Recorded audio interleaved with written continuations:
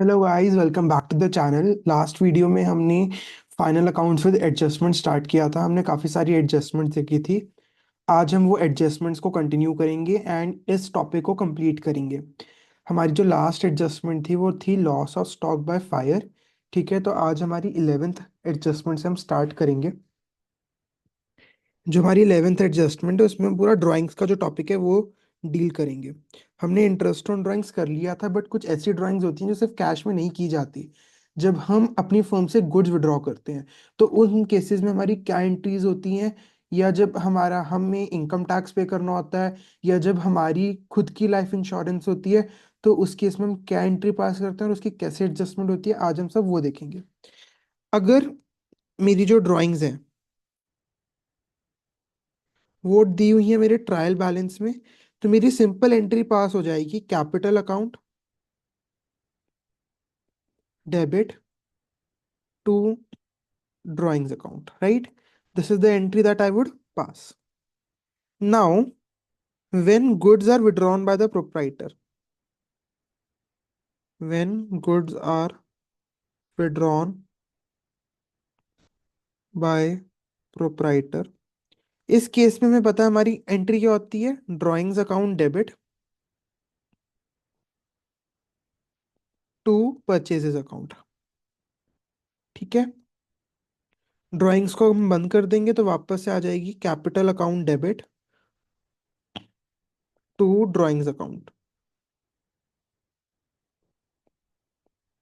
ठीक है, जो सेकंड केस है उसमें हम अपनी प्रेजेंटेशन देख लेते हैं। पीएनएल नहीं बनता है, इसमें ट्रेडिंग बनता है। ठीक है, सो टू परचेजेस में से हम कर देते हैं हमारी सब्ट्रैक्ट ड्राइंग्स से। 10,000 के परचेजेस थे, 1,000 रुपए के गुड्स विड्रॉ कर लिए। सो टोटल 9,000 की परचेजेस थी बिजनेस के लिए। एंड फिर हमारा जो कैपिटल है उसमें से हम ड्राइंग्स को सब्ट्रैक्ट कर देते हैं, लेस ड्राइंग्स। ये हम हमारी करते हैं बैलेंस शीट में। ठीक है, सो आई होप ये पार्ट क्लियर है। नेक्स्ट मैंने आपको बताया था, जब हम income tax and life insurance premium की बात करते हैं तो इसमें हमारी जो एंट्री होती है life insurance premium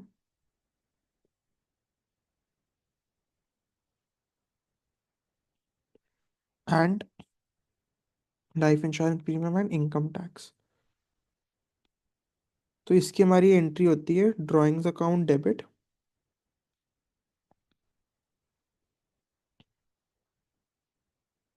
to income tax account to life insurance premium account.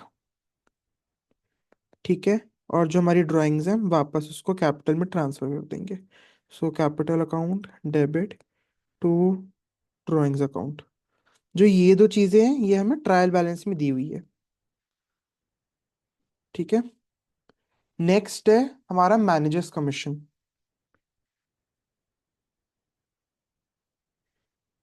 Managers commission हमारा 12th पॉइंट।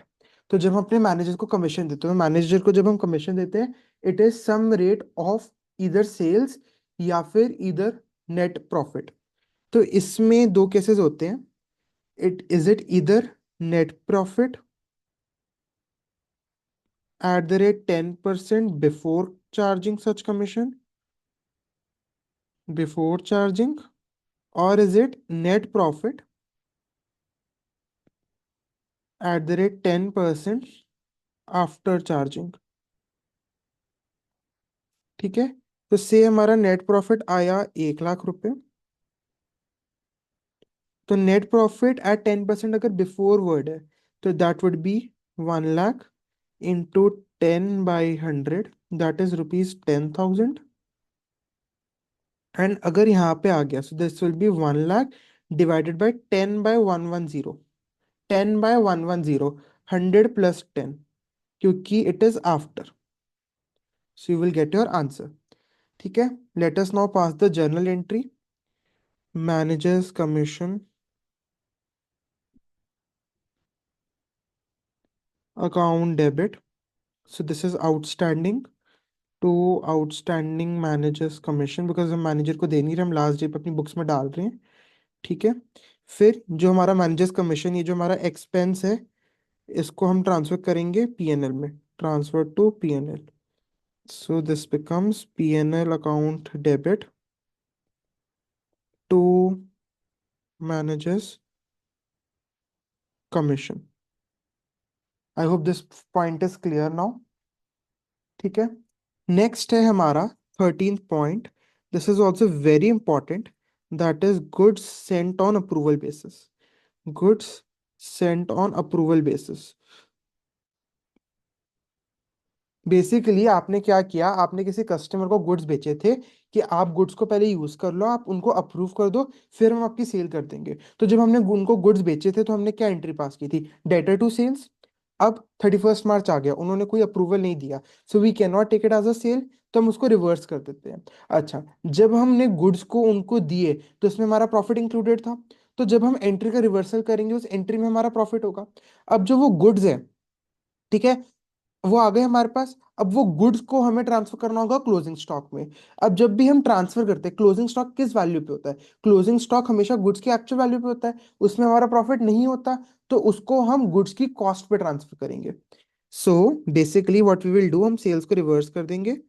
तो sales account debit to debtors से अगर 10,000 के गुड्स थे, ठीक है, तो ये हमने किस पे की, एट प्रॉफिट, जिसमें हमारा प्रॉफिट इंक्लूडेड था। और अगर गुड्स की कॉस्ट सिर्फ 8,000 थी तो हम क्या करेंगे, closing stock account debit to trading account. कितना आ गया हमारा, 8,000, 8,000। so this is the adjustment when we have goods sent on approval basis. The next is dishonor of bill receivable. Dishonor of bill receivable। आपका debtor ए था, उसने आपको B R दे दिया। बेसिकली आपने जब बीआर दिया, when you got the BR, so what did you do, आपने BR account debit to debtors किया था। ठीक है। आपको जब आपके डेटर ने बीआर दिया तो आपने ये एंट्री पास कर दी, bills receivable account debit to debtors account. जिस दिन वो बीआर ड्यू था, वो बीआर डिसऑनर हो गया, वो बिल डिसऑनर हो गया, मतलब आपका ये बीआर चला जाएगा। ठीक है। एंड आपका ये जो डेटर है वापस आ जाएगा, ये चला जाएगा, ये वापस आ जाएगा। तो आपकी एंट्री क्या हो जाएगी, debtor account debit to PR account. ठीक है। ये है आपका आफ्टर डिसऑनर।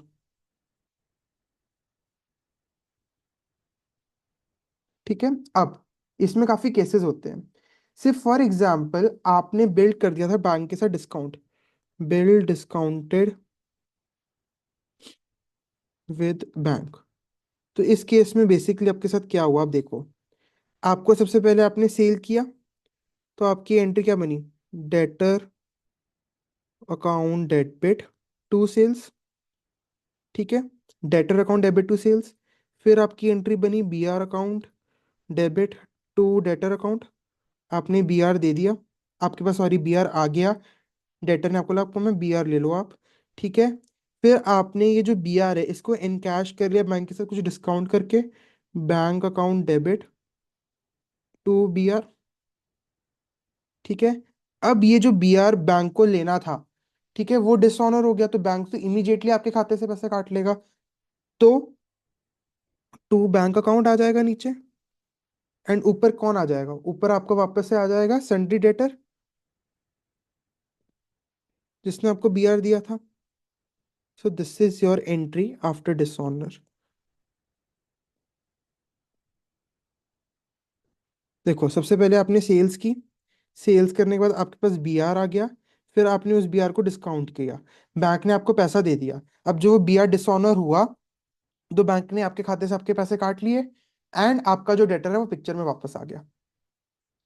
यही अगर आपने बिल किसी क्रेडिटर को एंडोर्स किया होता, बिल एंडोर्स्ड टू क्रेडिटर, सबसे पहले आपकी सेल की एंट्री थी, debtor account debit to sales. ठीक है, आपने ये एंट्री पास कर दी। डेटर ने आपको बीआर पकड़ा दिया, BR account debit to debtor account. ठीक है, जब आपके पास बीआर हाथ में आ गया, तब आपने उसको किसी क्रेडिटर को दे दिया, creditor account debit to BR. ठीक है, जब ये बीआर डिसऑनर हो गया, अब ये बीआर डिसऑनर हो गया, तो आपका क्रेडिटर वापस आपकी उसमें आ जाएगा, क्योंकि उसको तो पैसा मिला नहीं, तो टू क्रेडिटर। एंड डेटर का बीआर डिसऑनर हो गया, तो इसलिए वापस से वो आ गया पिक्चर में। So debtor account debit to creditor account. So this is the case of when your bill is dishonoured. ठीक है, आई होप ये पूरा पार्ट आपका क्लियर है। अगर अब हम टैक्सेस की बात करें, तो अगर आपके पास एडजस्टमेंट है, tax deducted, tax deducted at source from salaries. आपको पता है, जब आपको सैलरी मिलती है तो टैक्स कट के सैलरी मिलती है। तो आपकी जो सैलरी है, सैलरी आपकी ग्रॉस सैलरी हो गई, उसमें से आपकी पहले ही टैक्स कट जाएगा, tax payable on salary to bank account. ठीक है, अब जब आप ये टैक्स पे करोगे, ठीक है, तो इसकी क्या एंट्री बन जाएगी, tax payable on salary account debit to bank account. ठीक है, तो ये वाला पार्ट हमारा क्लियर हो गया, जब tax deducted at source from the salary है। ठीक है, तो बेसिकली आप देखो, आपकी यही मेजर एडजस्टमेंट्स हैं, जो मेजर चंक ऑफ एडजस्टमेंट्स है आपके पूरे फाइनल अकाउंट्स में। इससे ज़्यादा टफ एडजस्टमेंट एग्जाम में नहीं आती। अब हम क्या करेंगे, हम स्टार्टिंग से एक बार सारी एडजस्टमेंट्स को गो थ्रू कर लेंगे एंड उनको पक्का कर लेंगे। तो फर्स्ट वीडियो में हमारी फर्स्ट एडजस्टमेंट थी क्लोजिंग स्टॉक की।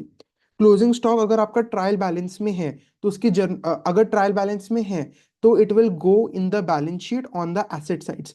अगर वो एज अ एडजस्टमेंट दिया हुआ है, उसकी एंट्री होती है closing stock account debit to trading account. Trading account के क्रेडिट साइड पे बाय क्लोजिंग स्टॉक आ जाएगा, बैलेंस शीट में एसेट साइड पे क्लोजिंग स्टॉक आ जाएगा। अगर आपके पास कोई भी आउटस्टैंडिंग एक्सपेंस है, जैसे आउटस्टैंडिंग सैलरी, तो आप एंट्री पास करोगे सैलरी की, salary account debit to outstanding salary. फिर पीएनएल में it would come on the debit side, आप आपकी जो सैलरी उसमें प्लस कर दोगे, बैलेंस शीट में लाइबिलिटी साइड। प्रीपेड में उल्टा होता है, प्रीपेड में एक्सपेंस में से माइनस हो जाता है और वो एसेट साइड होता है, क्योंकि वो अगले साल का खर्चा है जो आपने ऑलरेडी पे कर दिया। अक्रूड इनकम, आपने काम कर लिया बट आपको पैसा नहीं मिला, तो जो आपको पैसा नहीं मिला वो आपका एसेट है, तो आप इनकम में प्लस कर दोगे पीएनएल में, एंड बैलेंस शीट में जाओगे और उसको एसेट साइड पे लिख दोगे। Income received in advance, income received in advance मतलब आपने काम नहीं किया है, बट फिर भी आपको उसकी इनकम मिल चुकी है, तो ये आपकी लाइबिलिटी है। तो आप क्या लिखोगे, income account debit to income received in advance. ये आपकी इनकम नहीं है, आपने काम नहीं किया है, तो आप इनकम में से इसको सब्ट्रैक्ट कर दोगे एंड लाइबिलिटी साइड में लिख दोगे जाके income received in advance. Depreciation, depreciation का आपको रेट दिया होगा, आपको उसकी बुक वैल्यू दी होगी, उस पर आप डेप्रिसिएशन लगाओगे। डेप्रिसिएशन की क्या एंट्री होती है, depreciation account debit to asset. Depreciation आपकी पीएनएल में चली जाती है, जो दूसरा इफेक्ट है वो आपका हो जाता है एसेट में, एसेट में से कम हो जाता है बैलेंस शीट में एसेट साइड पे। फिर उसके बाद हमने बैड डेट्स देखा था। बैड डेट्स में हमने देखा था हम वर्किंग नोट बनाएंगे। जब हम वर्किंग नोट बनाते हैं, so it becomes very easy for us. सबसे पहली बात, अगर आपके ट्रायल बैलेंस में बैड डेट्स भी है एंड पीडीडी भी है, आप जो बैड डेट्स है, सबसे पहले उसकी भरपाई आप पीडीडी से करोगे।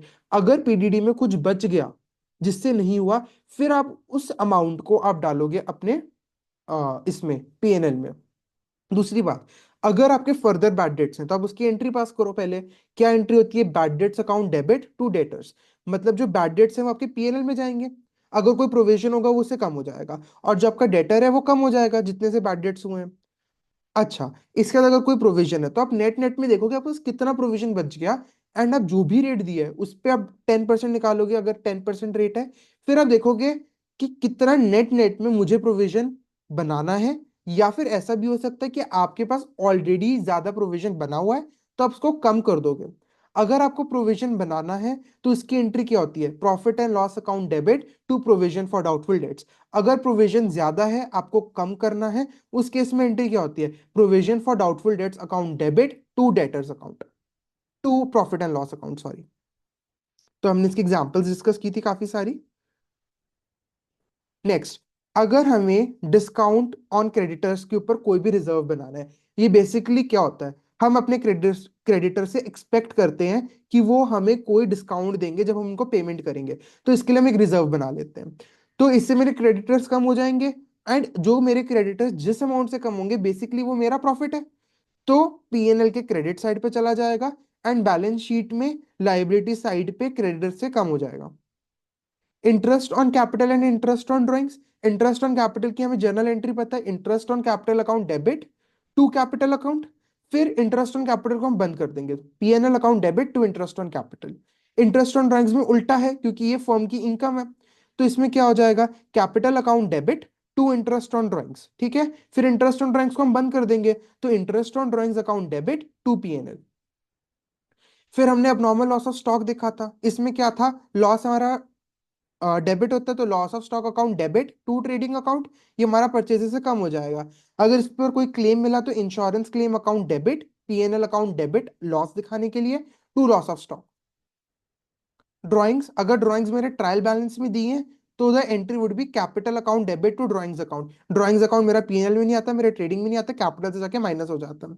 अगर कोई गुड्स प्रोप्राइटर ने विड्रॉ कर लिए, so drawings account debit to purchases account, ठीक है, capital account debit to drawings account. अगर मेरा कोई लाइफ इंश्योरेंस प्रीमियम है, इनकम टैक्स है जो मेरा ट्रायल बैलेंस में दिया है, तो उसके लिए मैं एंट्री क्या पास करूंगा, drawings account debit to income tax to life insurance premium, and जितनी भी ड्राइंग्स नेट उसके बाद आ जाएंगी that would be subtracted from capital. Managers commission में हमने देखा दो केसेस होते हैं, बिफोर चार्जिंग या आफ्टर चार्जिंग, और नेट प्रॉफिट का कोई भी रेट दिया होता है। अगर जो रेट है that is before charging and 10% rate है, सो आप इंटू 10/100 करोगे। अगर आफ्टर चार्जिंग है सो 10/rate+100। जर्नल एंट्री इस केस में क्या होती है, managers commission account debit to outstanding manager commission, PNL account debit to manager commission. Goods sent on approval basis में हमने देखा था कि अगर मैंने किसी कस्टमर को गुड्स दे दिए ऑन अ अप्रूवल बेसिस की जब तुम यूज कर लोगे तुम्हें ठीक लगे तब मैं तुम्हारी सेल कंफर्म करूंगा, उसका 31 मार्च तक कोई मैसेज नहीं आया तो मैं सेल को रिवर्स कर दूंगा। सेल मेरी क्रेडिट होती थी, रिवर्स करने के लिए debit, sales account debit to debtors account, ठीक है। ये मेरा होता है एट प्रॉफिट, और जो ये वाला पार्ट होता है ये मेरा एट कॉस्ट होता है, ठीक है। अगर मेरा बिल रिसीवेबल डिसऑनर हो गए, मेरा डेटर था उसने मेरे को बीआर दे दिया, तो मैंने एंट्री क्या पास कर दी, BR account debit to debtor account. जब बिल डिसऑनर हो गया तो मैं एंट्री रिवर्स कर दूंगा, debtor account debit to BR. अगर वही बिल बैंक के साथ डिस्काउंट होता तो जब मैंने एंट्री पास कर दी थी BR account debit to debtor account, तो बीआर चला जाता और बैंक से पैसा आ जाता। जब बिल डिसऑनर हो गया तो बैंक पैसा काट लेगा और डेटर वापस आ जाएगा। सेम क्रेडिटर है, क्रेडिटर वापस आ जाएगा और डेटर वापस आ जाएगा, दोनों केसेस में वापस आ जाएगा क्योंकि क्रेडिटर को उसकी पेमेंट नहीं मिली है। टैक्स डिडक्टेड का हमने देखा, कोई भी अगर मेरा टैक्स डिडक्टेड है तो वी वुड पे द टैक्स। अगर एडजस्टमेंट दी हुई है उसकी एंट्री क्या होती है, टैक्स पेबल ऑन सैलरी या टीडीएस टू बैंक अकाउंट। सो इतनी ही एडजस्टमेंट्स हैं जिसके थ्रू हमारे क्वेश्चंस रिवॉल्व करते हैं। अगली कुछ क्लासेस में हम इन्हीं क्वेश्चंस को प्रैक्टिस करेंगे एंड अपने क्वेश्चंस को स्ट्रेंथन करेंगे। So till the time, keep growing, keep learning. Thank you so much for watching this video. Hope you guys have a great day.